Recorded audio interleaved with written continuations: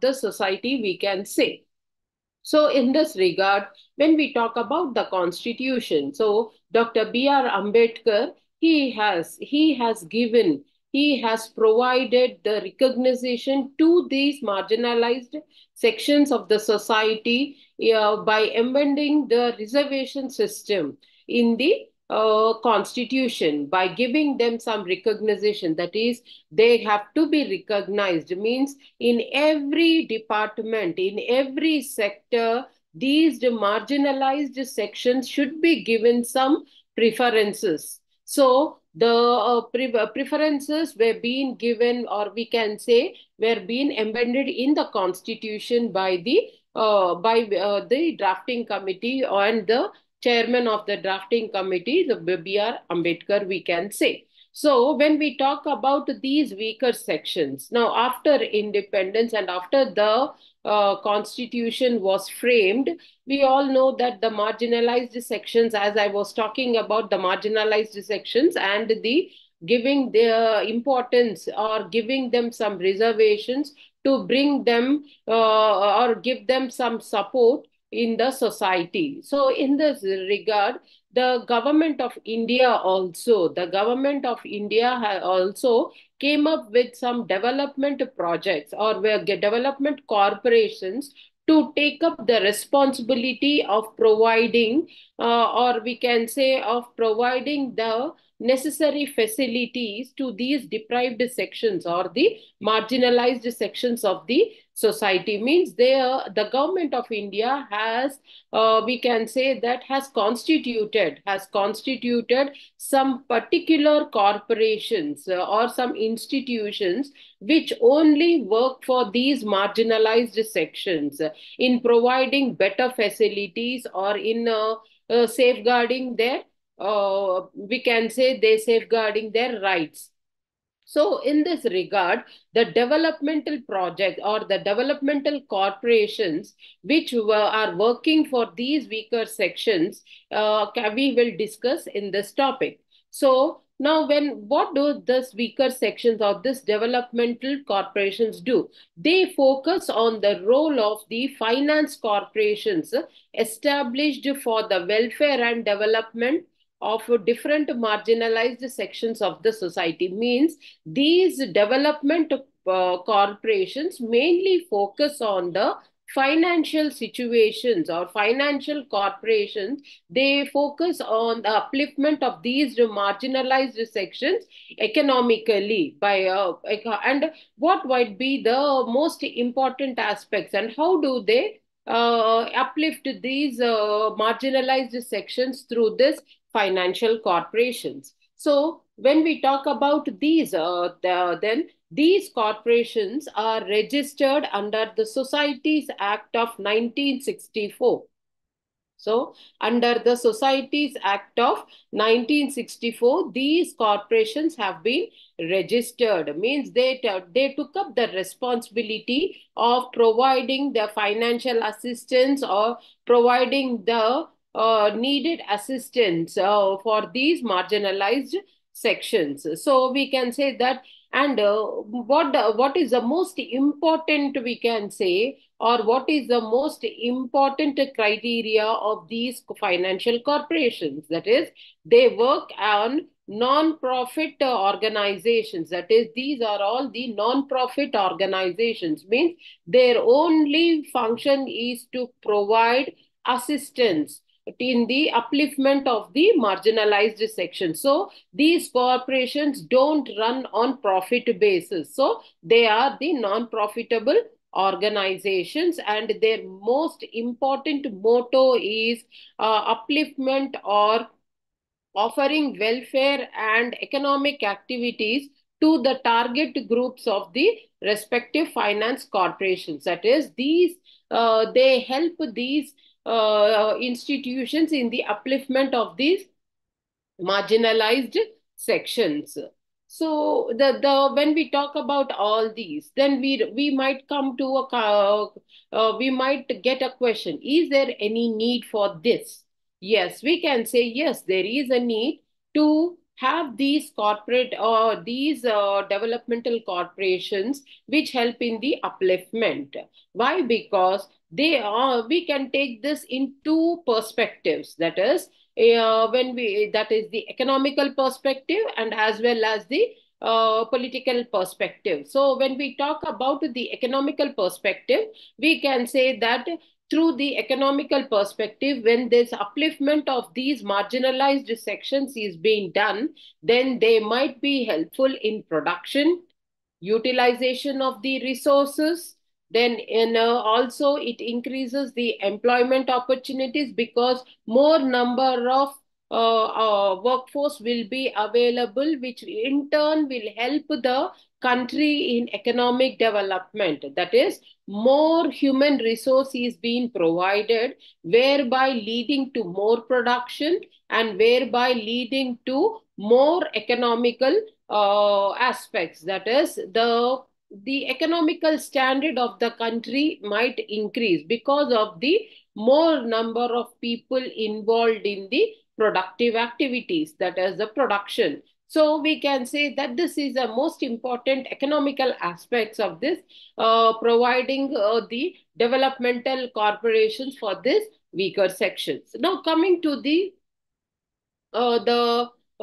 political perspective, then we can say that the political perspective is policy formulation.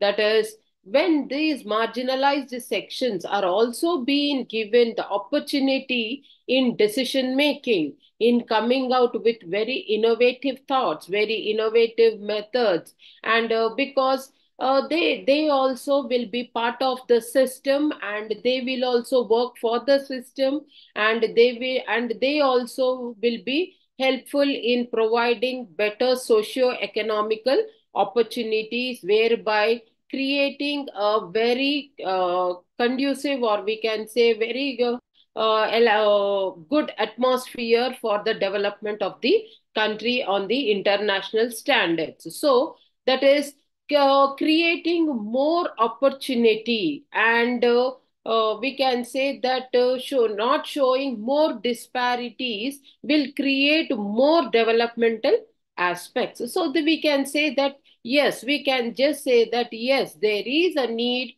for these marginalized sections to be given more upliftment for the betterment of the country, or the upliftment of the socio-economical conditions of the country, we can say. So this is the political perspective. Next comes the policy formulation. Then we have the other aspect, that is the evaluation. That is evaluating how the analysis, when the analysis is being done, when the evaluation is being done, then there will be scope for more transparency, more accountability. Then there will be a huge progress. Then there will be a scope for huge progress in the economical and social standards of the country, we can say. So these are the two important perspectives in regard to the question what we have raised, that is there any need for this developmental corporations which help in the financial matters? Yes. So we can say that yes, there is a need for these developmental corporations.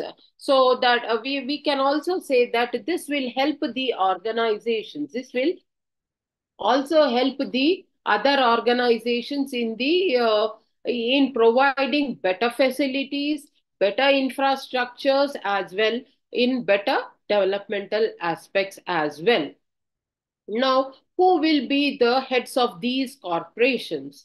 These corporations have board of directors and they are being appointed by the government. So the directors, these directors and the chairmen of these corporations will be appointed by the government only. Means these are all the non-profit organizations or which are being run by the government for the upliftment of these marginalized sections.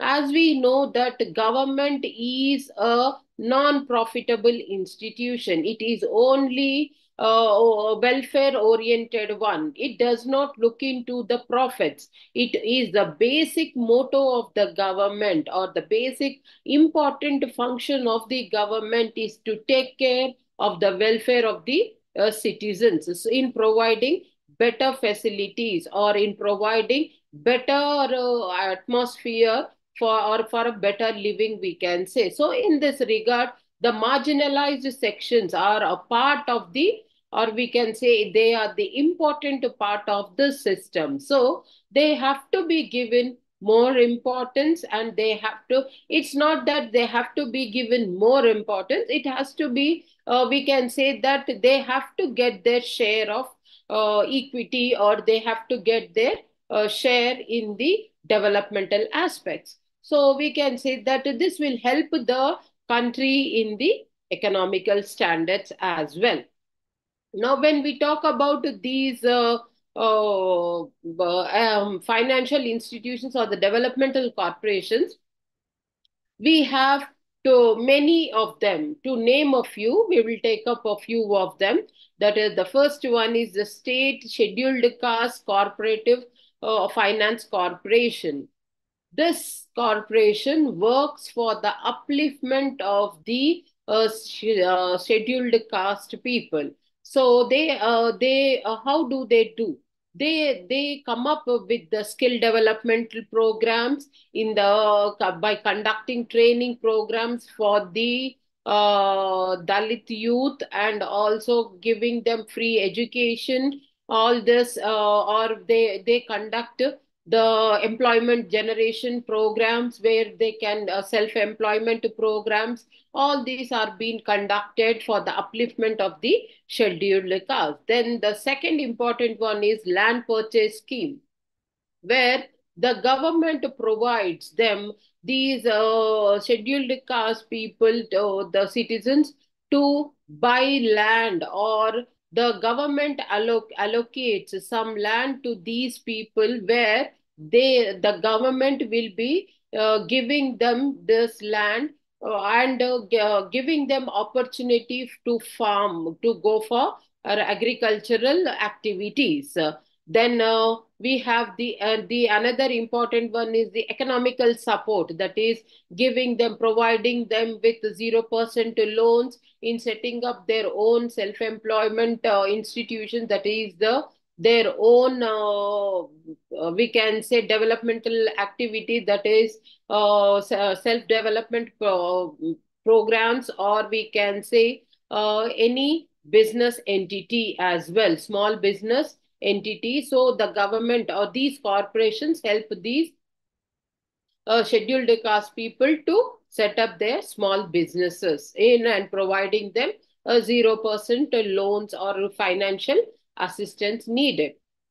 Then we have the next is the scheduled tribes, where the scheduled tribes also, we come across the scheduled tribes in that in the tribal areas, in the hilly areas, in the remote villages. If you go to the northern, the Araku Valley, or in Telangana, if we talk about the Telangana, Adilabad, in that areas we see many tribal people who don't have a better infrastructure, nor they don't have better basic facilities also. So the government comes out with this in collaboration with these corporations. They try to provide all the necessary facilities for the upliftment of them by giving them, providing them the scope for a formation of SHGs, that is the self-help groups, then giving them the basic tools for who stay or who have their livelihood in the forest, providing them protection from the wildlife, and providing them medical facilities. All these are the types of assistances which are being provided by the scheduled tribe corporations. Likewise, we have the backward class as well. Backward class, that is the weaker backward class corporations as cooperative finance corporations. And we have also the women cooperatives as well.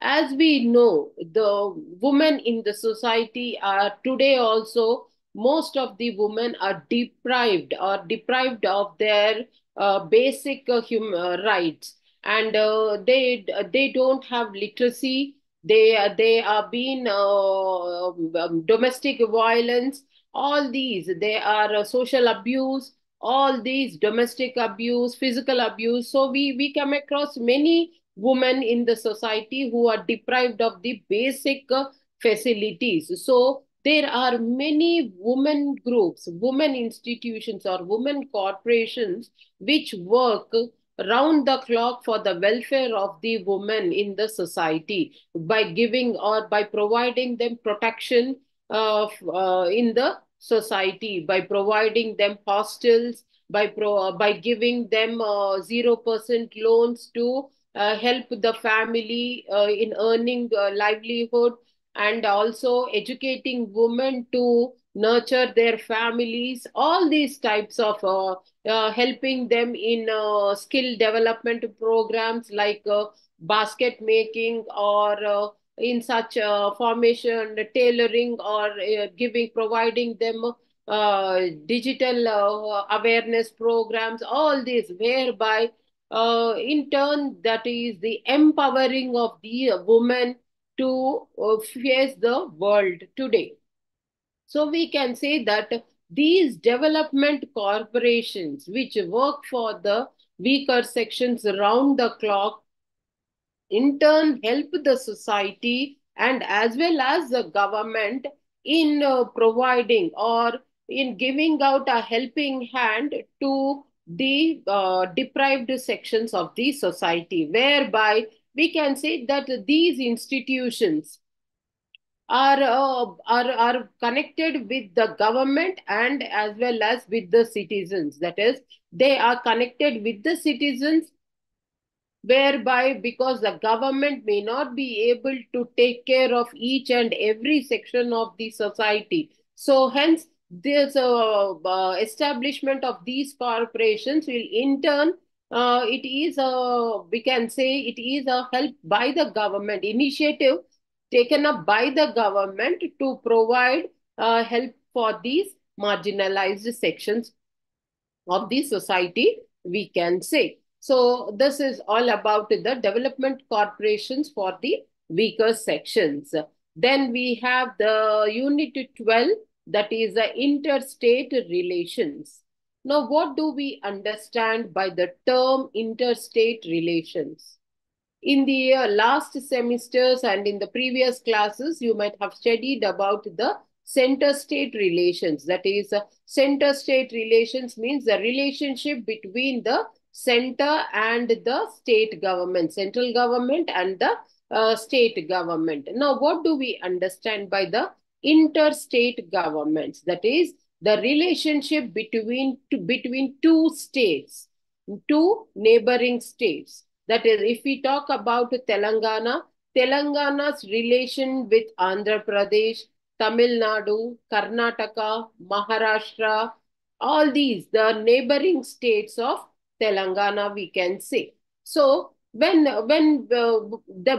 do we need this interstate relations? Because the Telangana, if we talk about a territory or a jurisdiction, that a territory, a person or people or the citizens cannot live wholly in that area only. They might, the government also and the citizens might need support of the neighboring people and the neighboring states in the form of water resources, in the form of land resources, in the form of mineral resources, or in any form, we can say. So, interstate relations play a very, very important role in the developmental aspects in many ways, we can say.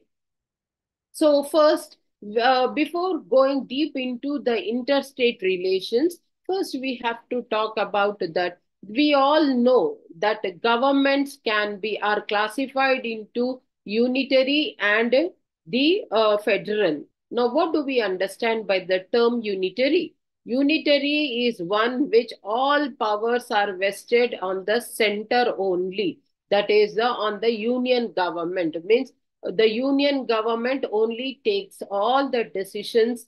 So that is unitary. The federal system is power where powers are distributed between the center and the state. So in India, we practice federal system of government. In India, we practice federal system of government where we have two governments, one at the center and one at the state level. So now the center has most powers or more powers, we can say, whereas the state also has more powers, but compared to the state center, it has less powers because the powers of that state will be the powers of the state will be vested to that particular state only. They cannot exercise their powers on the other states. So, but the central government can exercise their powers on all the states of the country. Hence, we have a federal system of government, that is, one government at the center and another government at the state level. So now when we talk about the center and the state governments, moreover, the state to state relations are also very, very important. And here in the state only the citizens, in the state only the state government can exercise their power on the citizens of that particular state only. They cannot exercise their power on the other people of the neighboring state nor at the center. So we can say that this is a limitation of the state governments or the jurisdiction of the state government. Now, for this, the interstate relations, to maintain these interstate relations, there have been the set of rules have been established. Why? Because if there are no rules to be followed, if there are no guidelines to be followed, then there is a scope for misunderstandings. There is a scope for where we can say that the invading of territories, that is, the neighboring state might come into the another state. So this there are many negative aspects as well. So the central government comes out, or we can say that we can also that the parliament has come out with some rules and regulations or some guidelines to which have to be followed by the interstate relations, that is the relationships between one and the other state, the neighboring states. They have to follow these guidelines and rules and regulations, whereby not to go beyond these rules and regulations, and they have to abide by them. So in this regard, there are few set of rules. Now, what are they? That is, the first one is recognition of the public acts. Recognition of the public acts and judicial proceedings of each other. Once again, I am repeating. The first one is recognition of the public acts, records, and judicial proceedings of each other. Means, what does this explain? Recognition means each state government should respect and recognize other states' acts, rules, and regulations. It should not. Means, if today in this, if in the state, if we have a paperwork has been done, and if we move to the other state, then the other state also should accept that paperwork. That is the point here, that the this has been established by the parliament. That is because to have a good relationship between two states. So what all the paperworks or what all the acts which are being made by the particular state should be allowed by the other states as well. Means showing full faith in the other states' policies or acts and records as well. We can say that the authenticated copies. Now, for example, I'll give you a better example of the driving license. Now, a person who takes the driving license from the state from where he belongs to can travel to any other state in the country, so he need not take the driving license wherever he goes to, whichever state he travels to, he need not take that again the driving license. So the driving license issued by that particular state is valid in whichever state he moves on. Means he can travel to whichever state he wants to in the whole country. So this driving license is an authenticated copy which is being given by the government of that particular state. So when we talk about the government of Telangana, when we take the driving license from the government of Telangana, that driving license can be used in any other states as well. So this is one of the important interstate relationship. So interstate relationship, we can say. Then we have the second one, that is the extrajudicial settlement of disputes. Extrajudicial settlement of disputes means it is the parliament by law provides for the adjudication of any dispute or complaint with respect to the use, distribution of water from the exclusion of the jurisdiction of courts. Means, for example, I'll explain this point giving you an example. Now, the Telangana state might be has a problem with a water dispute with the Andhra. The Telangana government has a water dispute with the Karnataka or Maharashtra. That is, this in this water dispute, that is how much water is being utilized from the rivers or from the reservoirs, like this. So now this water dispute, this is a dispute between two states. So for this, this point explains that extrajudicial settlement of dispute means that out of the court settlement should be there. Means it explains us that there are some committees which have been set up to look into these matters, to look into these water disputes or resource disputes. So they need not go to the courts, and there is a clear instructions that it might be the high courts nor the supreme courts should take up these interstate disputes. So it should not go to the courts or for the judicial system to intervene. They have to be resolved by forming or establishing or constituting committees, water commission committees, and whereby the resolving the issues. So this is another important interstate rule, we can say. Then we can say that this also helps in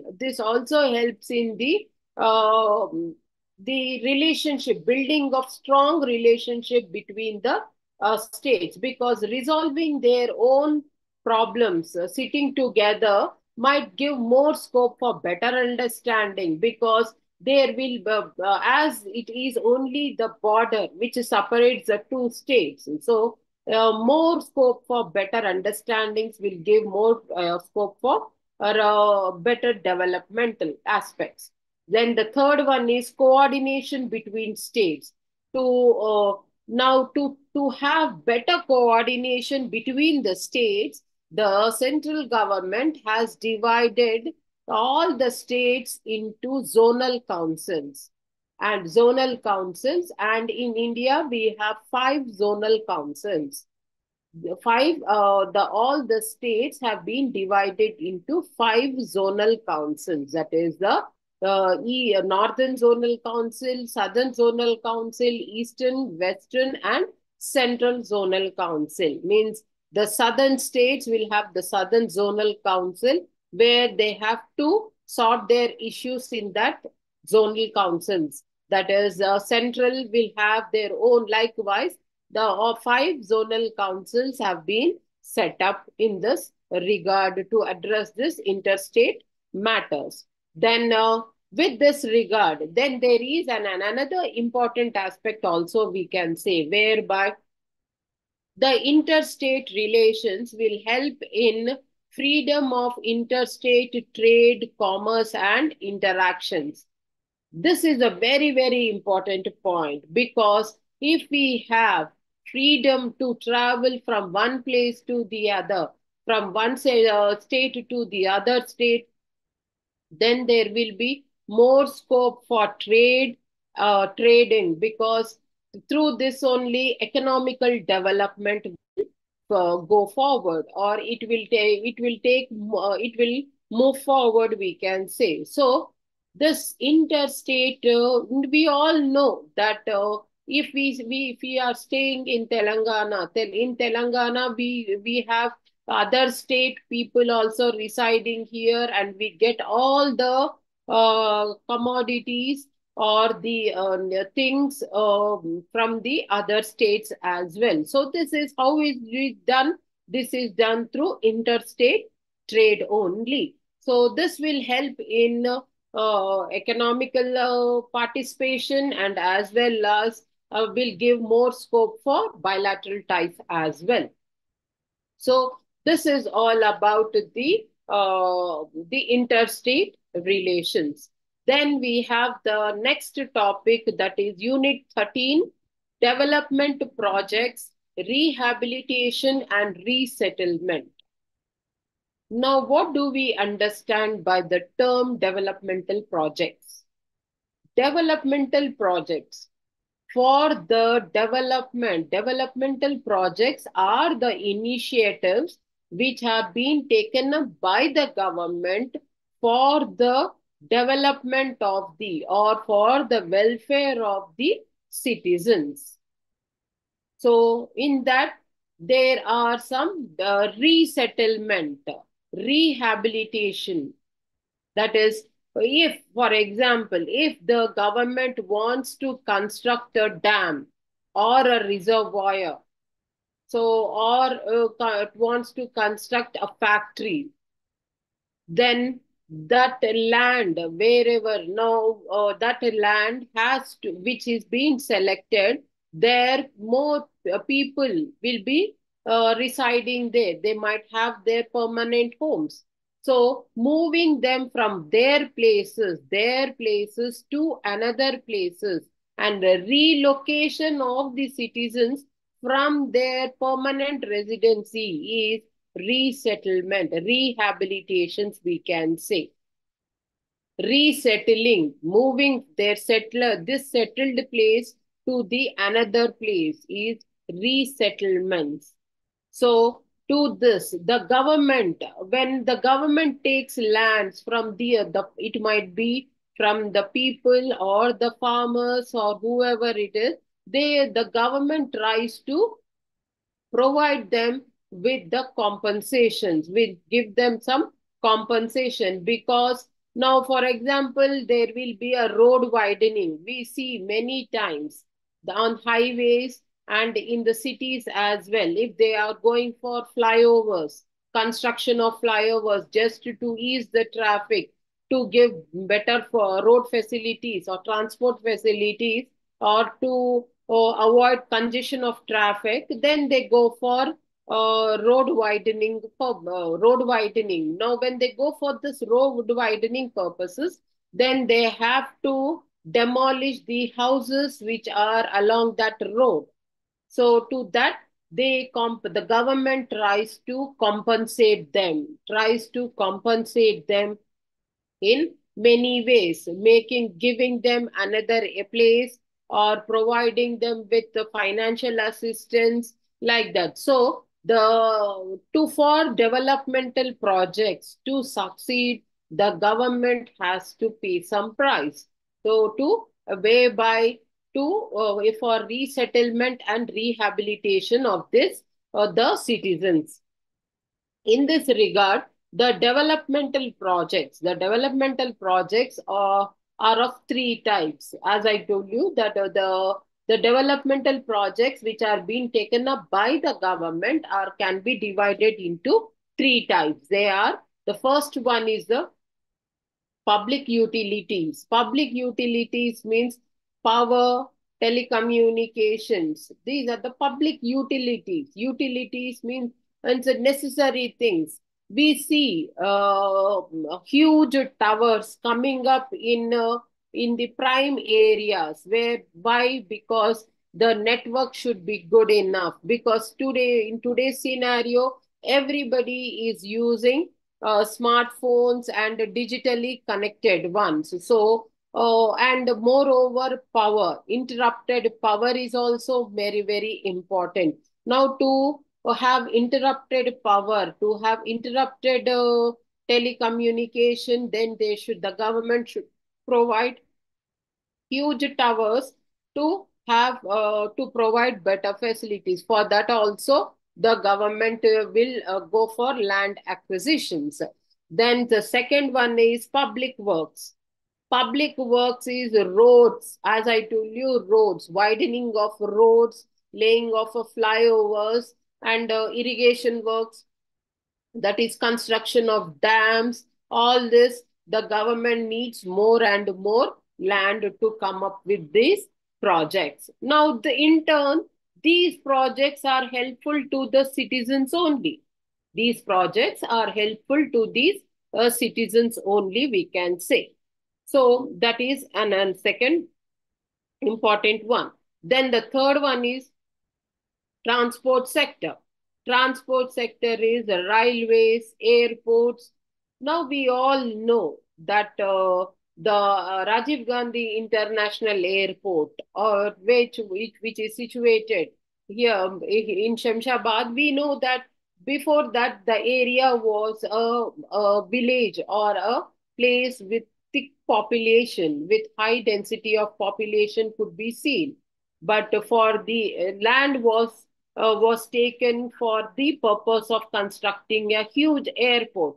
So those people who were residing, the farmers, the people who were residing there, they were given compensation and they were being given rehabilitation. That is, they were given houses and lands and also financial assistance to settle themselves in the other parts of the that area or in other parts of the state. So that is, these are the three important types of developmental projects. The first one is public utilities, second is public works, and the third one is transport sector. Then for this, to go on with these developmental projects, there are some principles which are being governed by these developmental projects. There are some principles which are to be followed by this developmental projects, which have been, these principles have been laid down by the World Bank. And to name a few, the first one is manage development projects like business, not a bureaucratic. Once again, I am repeating. Says that manage development projects like a business, not a bureaucratic. Means it says that it tries to say that the government should focus on the customer demand and not on the rules and regulations, and not on the control. Means having control, means what is needed has to be addressed, and not on the having control on that system. So what is needed. Need of the hour has to be considered. That is very, very important principle. Then second one is public-private partnership. Public-private partnership, that is implementations, are the major concerns, because we all know that the private people, the private pub, what do we understand by the public-private partnership? Public-private partnership, public is the government, private is the private entity or the private institution. When both of them collaborate in providing better facilities to the citizens, that is termed as public-private partnership. I'll give you a better example of this public-private partnership, that is a metro rail project. The Hyderabad Metro Rail project is a public-private partnership where the government has provided the L&T company the land which is needed for them to construct the metro rail, because the government does not have so much of financial we can say resources to go for the construction of the metro rail. So it has collaborated with the private organization, that is the L&T company, and that company has invested money in constructing this metro rail project. So this is now here the L&T is a profit organization. They are profit oriented people. So they have constructed that and they are charging the fees for the ticket for that travel, which in turn will be taken up by the L&T company. Now here, what is the role of the public? That is the government. That is, the government is providing public transport system to the citizens for, and that is to have, whereby because of the traffic and because of the many reasons, to provide better transport facilities, we can say. Then the third one is participation of private sector. Participation of private sectors. We can say that the private sector people, they are more profit oriented. They are more profit oriented and they look up everything on the business note only, that is profit only. They don't look up to the system on the welfare orientation. They are, because they invest money and they need profits. That is very, very important aspect for them, because so hence they are the private entity that will be a major concern. Then project completion and implementation. Project completion on time and rehabilitation. That is, when the project has to be completed on time and that rehabilitation has to be done. That has to be, should go hand in hand. Otherwise, it will be of no use to the system. So the government, when it goes with these things, that has to make sure that everything falls in its place. Then we have the national rehabilitation. The government of India has come up with a policy of national rehabilitation and resettlement policy. Under this, they have come up with some guidelines to take care of the citizens, and they have come up with some norms where if the governments go with the this developmental projects, they have to keep in mind these guidelines which are being issued by this national rehabilitation and resettlement policy. That is, in this, we have a few of them. That is, the first one is people are displaced due to large projects, like that we all know that under this, the people are being displaced. Displaced means they are from the one place, they are being moved to another, that is displaced. So they might be scattered because of these reasons. Mostly we come across in the reasons of a reserve construction of huge reservoirs for the storage of water. So the displacement of people will be done, and the government should make sure that each and every citizen is being settled in a proper manner. He has been relocated in the proper manner. That is the most important guidelines we can say. Then we have the human rights activists also. Now we see many times, that is Narmada Bachao Andolan, or we come up with many reservoirs and dams which are being constructed where the people were scattered. They were scattered all over, and they were being not being given better compensations as well. So to fight and to come up with the people's voice, the human activists play a very important role. Now, who is a human rights activist? Human rights activists are the people who fight for the rights of the citizens who are deprived by the government, and they fight on behalf of the deprived sections of the society, whereby in providing justice to them. So this human rights activists also play a very important role in this rehabilitation and resettlement. Then the another last important one is the benefits and compensations. The government should be very sure enough in providing all the benefits which have to be given to them. That is, if providing them or giving them assurance of a job, or giving them financial assistance, or providing them land or houses, all this, the compensations, whatever, they have to be given. Then we have the last topic, that is the Unit 14 digitalization. Unit 14, digitalization. Now, what do we understand by the term digitalization? As we all know, the today's world or is called as global village.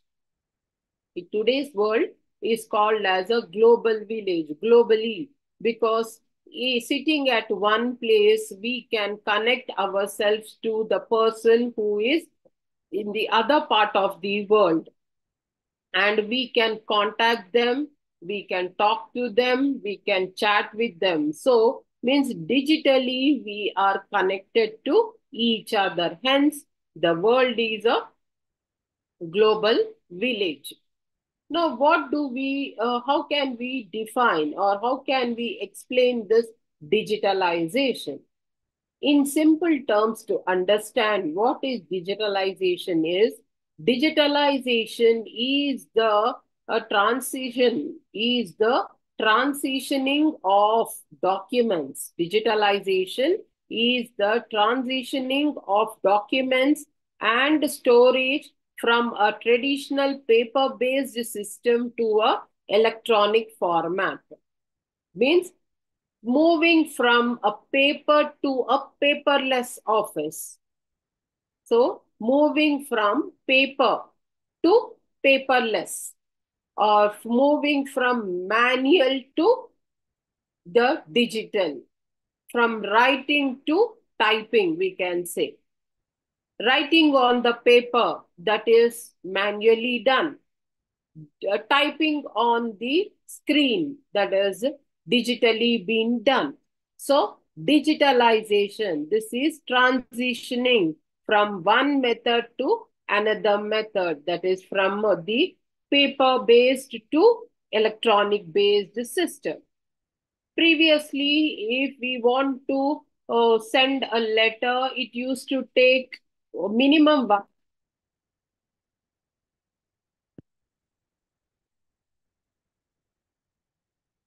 way, sending a email.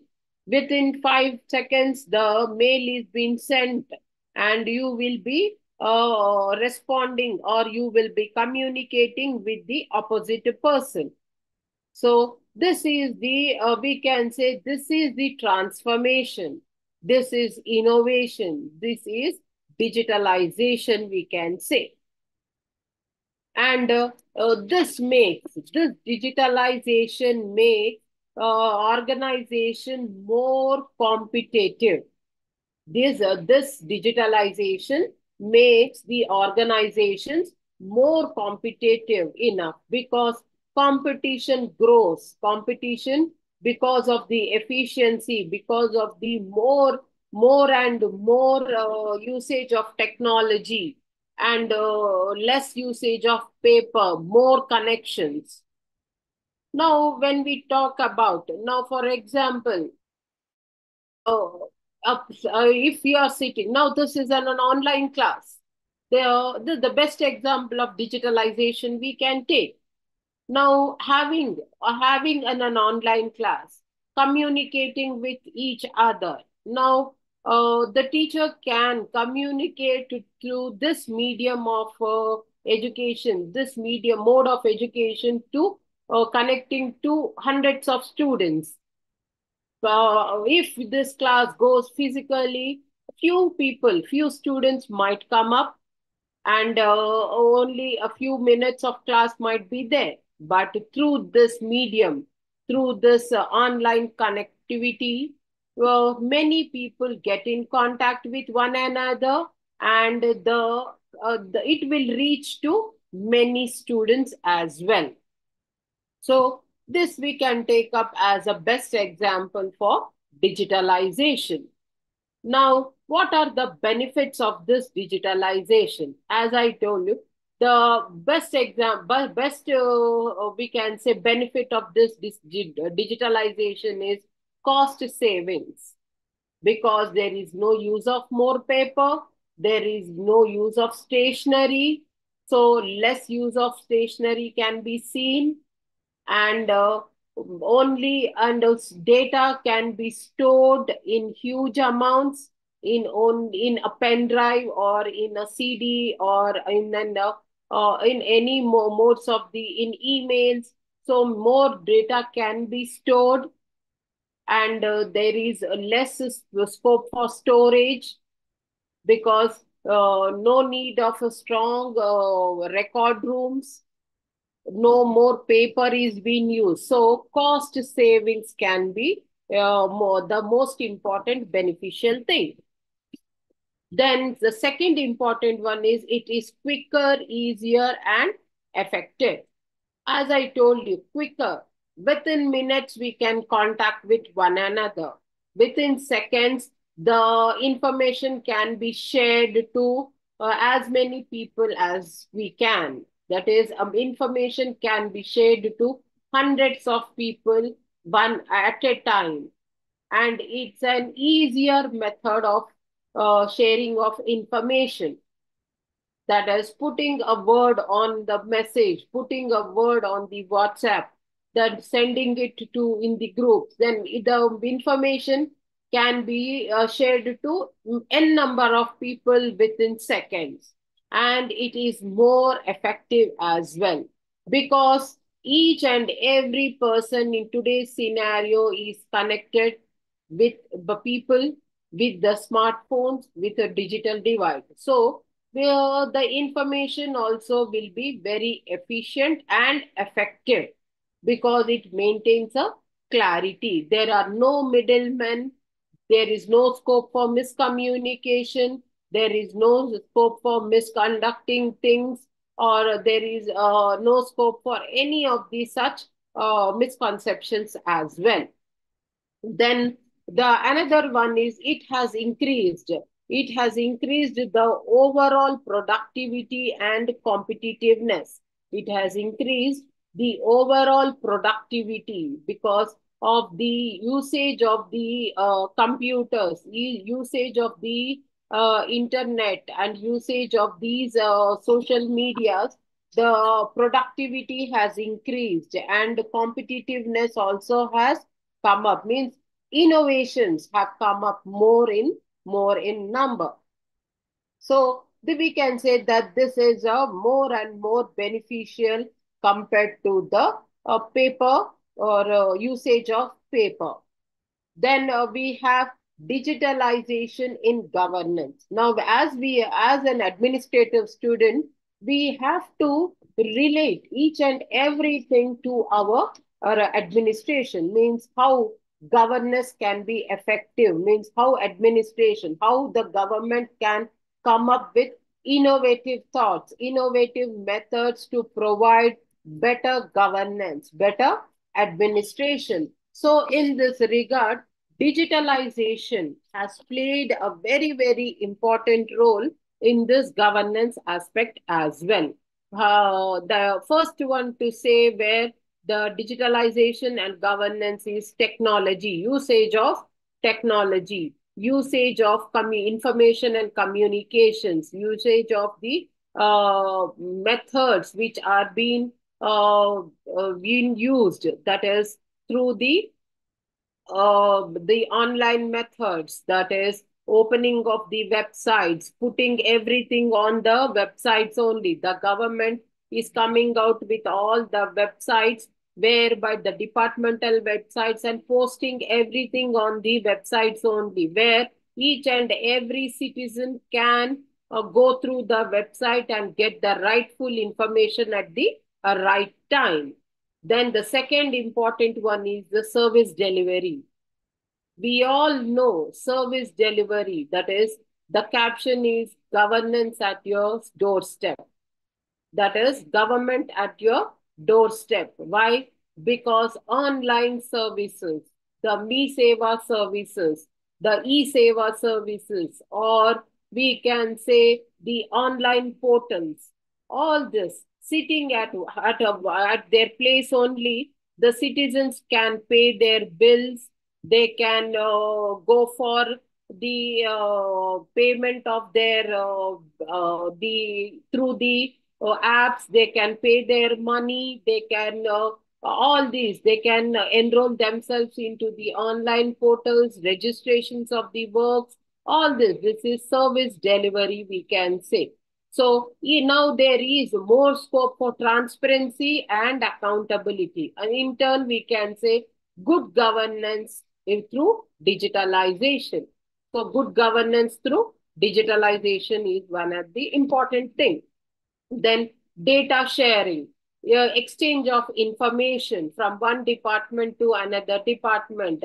It has reduced the time, and it has reduced the time, and it saved more time, and it has given more scope for more productivity as well.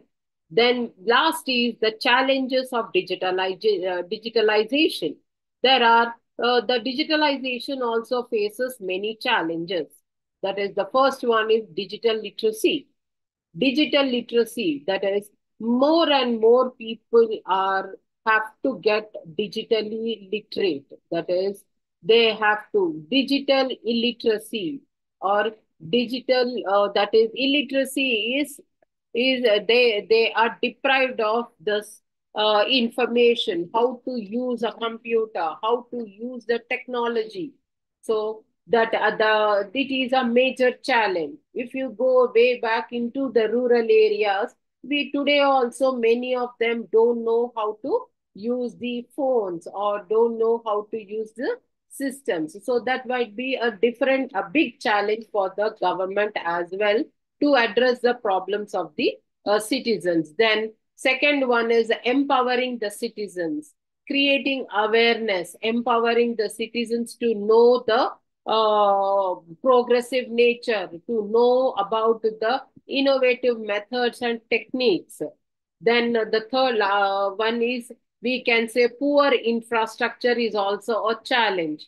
That is, if you today also, if the more and more rural areas are deprived of the better infrastructure facilities, because of they don't have internet facilities, and they don't get a better internet, so they are deprived of these usage of these technological things. So That is a major challenge. Means the government should provide better infrastructural facilities. Then another important one is lack of coordination between the departments. If there is no coordination between the departments, then there will be a miscommunication, which might lead to hindrances in the developmental aspects. So that will create a major hindrances in the technological developments in the country. So the last one is low internet speed. We come across that low internet speed also plays a major role in the developmental aspects. So we can say that this will create major hindrances in the developmental aspects of the country in the digital format or in the form of the digitalization. So we can say that digitalization, now this digitalization has paved the way for better governance. In turn, we can say has now today, in today's scenario, we are talking about electronic governance, that is e-governance. Previously, we used to talk about governance. Then we moved from governance to good governance, then e-governance. Okay. So this is all about today's class. Thank you.